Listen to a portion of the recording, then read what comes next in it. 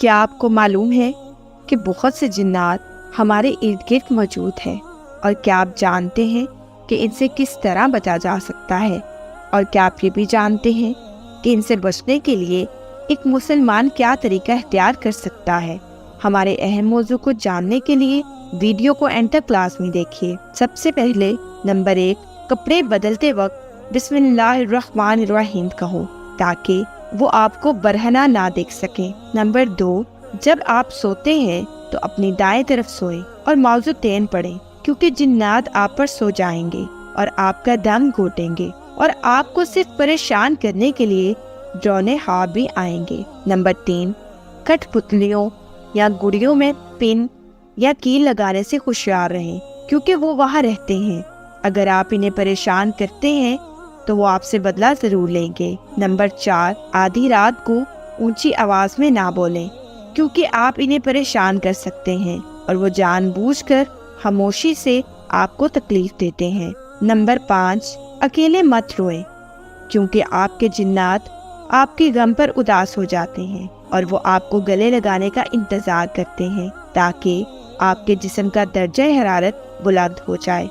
Number 6، اونچی جگہ سے چھلانگ لگاتے وقت آپ اللہ کا ذکر کریں، کیونکہ ہو سکتا ہے کہ کوئی جن سو رہا ہو اور آپ انہیں پریشان کریں اور وہ آپ سے بدلا لیں۔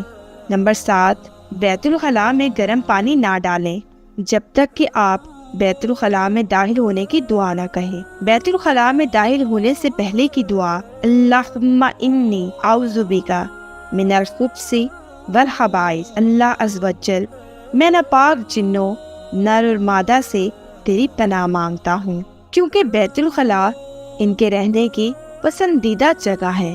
نمبر 8، اگر آپ محسوس کرتے ہیں کہ آپ کے کان بغیر کسی وجہ یا بیماری کے سیٹی بجاتے ہیں اور آپ کو آگ کی بو آ رہی ہے تو جان لیں کہ ایک جن آپ کے سامنے کھڑا ہے۔ نمبر 9، اگر آپ کسی جانوروں کو دیکھتے ہیں اور آپ ڈر جاتے ہیں یا اسے ڈرانے کی کوشش کرتے ہیں لیکن جواب نہیں دیتے ہیں تو جان لیں کہ یہ جن ہے۔ نمبر 10، آئینے کے سامنے کپڑے اتارے کھڑے نہ ہوں اور نہ ہی اپنے آپ کو دیکھیں، کیونکہ ایک جن آپ سے محبت کر سکتا ہے اور آپ کے ساتھ گھل مل جانے کی کوشش کرے گا اور جو آپ کے پاس آئے گا اسے تکلیف پہنچائے گا۔